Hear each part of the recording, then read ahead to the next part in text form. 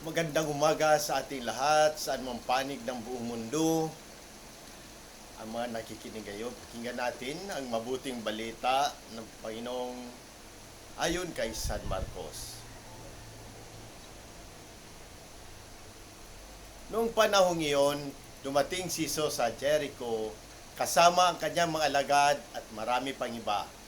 Nang umalis na sila roon, may naranan silang isang bulag na nakaupo sa tabi ng daan at namamalimos.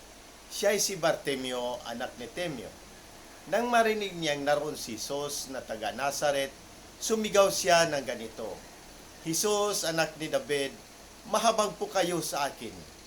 Pinagsabihan siya ng mga tao at pinatatahimik. Ngunit lalo pa siyang nagsisigaw, "Anak ni David, mahabag po kayo sa akin." Tumigil si Jesus sa kanyang sinasabi, "Tawagin ninyo siya," at tinawagan nila ang bulag. "Lakasan mo ang iyong loob," sabi nila. Tumindig ka, ipinatawagan niya, iniwaksin niya ang kanyang balabal, paluksong tumayo at lumapit kay Jesus. "Ano ang ibig mong gawin ko sa iyo?" Tanong sa kanya ni Jesus. Sumagot ang bulag, "Guro, ibig ko po sanang makakita." Sinabi ni Jesus, "Humayo ka, magaling ka na dahil sa inyong pananalig." Noon din, nakita siya at sumunod kay Jesus. Ang mabuting balita ng Panginoon. Refleksyon natin para sa pagbabago bilang Romano Katoliko. Ang Ebanghelyo ni San Marcos, maraming naglalaman ng maraming aral na magbigay ng inspirasyon para sa personal na pagbabago at paglago ng pananampalataya bilang isang Romano Katoliko. Narito ang ating punto ng refleksyon. Una, pananampalataya at panalangin.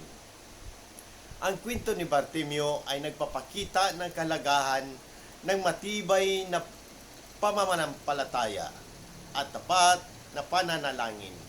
Sa kabila ng kanyang kahinaan, patuloy siyang nananalig at nanalangin kay Jesus. Ito'y nag-aanyaya sa atin na patatagin ang ating pananampalataya at maging sagisag sa ating pananalangin, lalo na sa mga panahon ng pagsubok. Pagtugon sa tawag ni Jesus.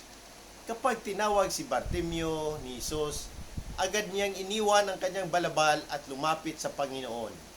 Ito'y simbolo ng kanyang kahandaan talikuran ang kanyang lumang buhay at magbagong buhay. Bilang mga Romano Katoliko, tayo rin ay inanyayahan na tumugon sa tawag ni Jesus at maging handa sa pagbabago para sa ikabubuti ng ating sarili at ng ating pananampalataya. Paghingi ng tulong at pagpakumbaba. Ang pagpakumbaba ni Bartimeo sa paghingi ng tulong kay Jesus ay isang mahalagang aral. Ipinapaalala sa atin na ang pagpakumbaba at pag-amin ng ating mga kahinaan ay daan patungo sa tunay na pagbabago. Dapat tayong maging handa na lumapit sa Diyos at humingi ng kanyang gabay at tulong. Pangapat, pagkakaroon ng matibay na loob sa kabila ng mga pagsaway at pagtuligsa ng mga tao. Hindi sumuko si Bartimeo sa kanyang paghingi ng tulong. Ito'y nagpapakita ng kahalagahan ng matibay na loob at determinasyon sa ating paglalakbay patungo sa pagbago. Tayo ay hinikayat na magpatuloy sa ating pagsusumikap na magbagong buhay kahit may balakid na humahadlang. Panglima, pagsunod kay Jesus. Matapos siyang pagalingin, sumunod si Bartimeo kay Jesus. Ang kanyang pagsunod ay nagpapakita ng kanyang ganap na pagbabago at pagpasya na mabuhay ayon sa kalooban ng Diyos. Bilang Romano Katoliko, tayo rin ay inanyayahan na sundan si Jesus at ipamuhay ang kanyang mga turo sa ating pang-araw-araw na buhay. Ang praktikal na hakbang para sa pagbabago, una, pagnilayan at panalangin. Maglaan ng oras araw-araw sa pananalangin at pagdinilay sa salita ng Diyos.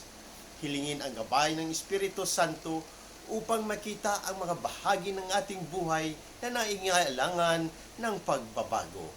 Pangalawa, pagsisimba at pagsasagawa ng mga sakramento. Regular na pagdalo sa misa at pagtanggap ng sakramento, lalo-lalo na ang kumpisal at Eucharistia upang makatanggap ng biyaya at kalakasan mula sa Diyos. Pag-aaral ng Biblia, magbasa at mag-aral ng Biblia upang mas lalong manawaan ang turo ni Jesus at may pamuhay ito. Pangapat, pagpapakumbaba at pagtanggap ng gabay. Magpakumbaba at maging bukas sa pagtanggap ng payo at gabay mula sa mga taong makakatulong sa ating paglago sa pananampalataya tulad ng mga pari, spiritual directors at mga kapwa mananampalataya. Panglima, pagpakita ng awa at pagmamahal. Ipakita ang awa at pagmamahal sa ating kapwa bilang pagsunod sa halimbawa ni Jesus, maging handa sa pagtulong at pagbigay ng mga nangangailangan. Ang pagbabago ay isang patuloy na proseso ng pangangailangan ng pagtsatsaga, pananampalataya at pagtitiwala sa Diyos. Sa pamamagitan ng inspirasyon mula sa Ebanghelyo at ng ating matibay na determinasyon, tayo ay maaring magbagong buhay at lumalim sa Diyos bilang mga Romano Katoliko. Sa muli, sa Diyos ang papuri at pagpapala. Magandang umaga sa ating lahat.